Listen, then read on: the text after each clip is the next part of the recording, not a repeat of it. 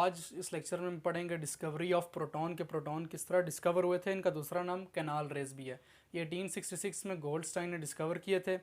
इससे पहले हम पढ़ चुके हैं डिस्कवरी ऑफ इलेक्ट्रॉन के इलेक्ट्रॉन किस तरह डिस्कवर हुए थे, तो वो भी बहुत ईजी था। ये वाला टॉपिक भी डिस्कवरी ऑफ प्रोटॉन भी बहुत ईजी है। तो हम देखते हैं प्रोटॉन किस तरह डिस्कवर हुए थे। लास्ट लेक्चर में हमने डिस्कस किया था कि जब हम इलेक्ट्रिक करंट पास कराते हैं एनोड और कैथोड से बैटरी से कनेक्ट करा के, जब वो पास करता है गैस से, तो कुछ ऐसे इलेक्ट्रॉन प्रोड्यूस होते हैं जिनको हम कैथोड रेज कहते हैं। कैथोड जो नेगेटिव पोर्शन है उधर से कुछ रेज निकलती हैं जो एनोड की तरफ जाती हैं और ग्रीन ग्लो प्रोड्यूस करती हैं, तो उन रेज को हम बोलते हैं इलेक्ट्रॉन्स या कैथोड रेज। तो यहाँ पे क्या सिमिलर ही कैसे कुछ मिलता जुलता उससे, तो इसलिए मैंने रिवाइज कराया। वो भी बहुत आसान था, हमने डिटेल में पढ़ा था। इसमें क्या प्रोटॉन अब किस तरह डिस्कवर हुए थे। अब जिसने जो एनोड है उसको कनेक्ट कराया और कैथोड को भी बैटरी के साथ कनेक्ट करा दिया। सिंपल, दोनों का कनेक्शन कनेक्ट करा दिया। वही डिस्चार्ज ट्यूब है, लेकिन इस वक्त इसके अंदर जो गैस है उसे हम बोलेंगे नियॉन गैस। गैस कोई भी हो सकती है, यहाँ पे एयर भी हो सकती है, लेकिन हमने नियॉन गैस इसके अंदर रखी है।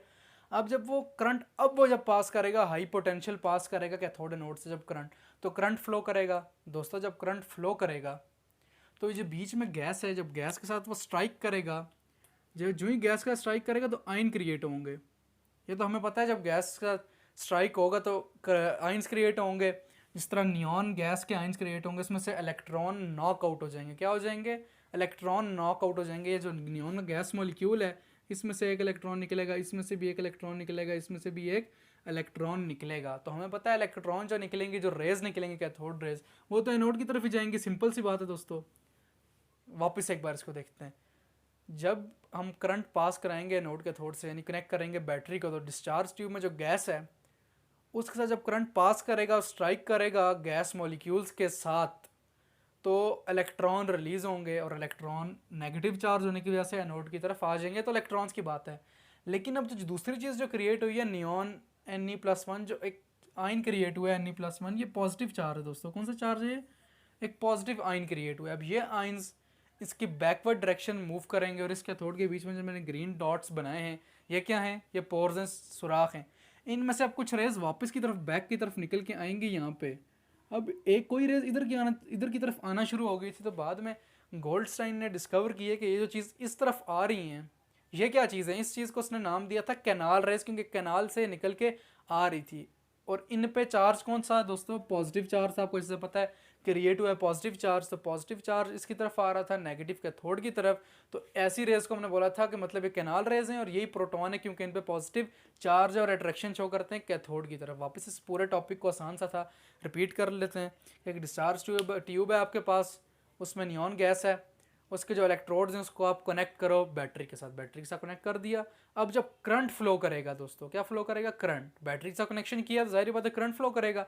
जैसे करंट फ्लो करेगा तो जो गैस मॉलिक्यूल्स हैं वो आयनाइज होना, नियॉन गैस क्या होना शुरू हो जाएगी? आयनाइज होना शुरू हो जाएगी। जब इससे करंट पास होगा, किसी भी गैस से आप करंट पास करते हो वो आयनाइज हो जाएगी, यानी आयन्स बना देगी, जिन पर चार्ज पार्टिकल बनाना शुरू कर देगी।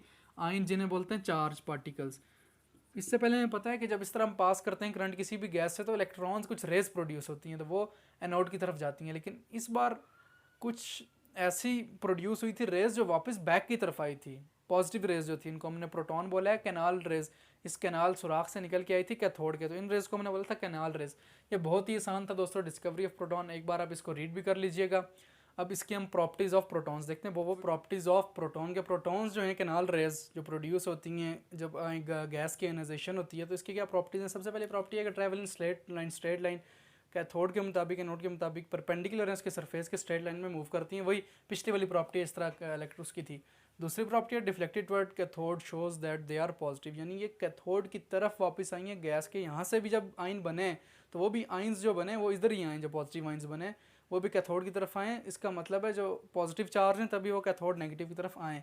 उसकी charge to mass ratio smaller होती है, इलेक्ट्रॉन से कम होती है, लेकिन जो मैस होता है वो 1837 टाइम ग्रेटर देन इलेक्ट्रॉन। ये इंपॉर्टेंट है। और a particle obtain from positive raise is proton. जो पॉजिटिव रेज हैं कैनाल रेज, इसमें से पार्टिकल हम एक ऑब्टेन करते हैं उसे बोलते हैं प्रोटॉन। तो दोस्तों ये आज का टॉपिक था हमारा डिस्कवरी ऑफ प्रोटॉन। अभी तक हम discovery of electron, discovery of proton कर चुके हैं। अगले लेक्चर में हम डिस्कवरी ऑफ न्यूट्रॉन करेंगे दोस्तों। तब तक के लिए खुदा हाफिज़।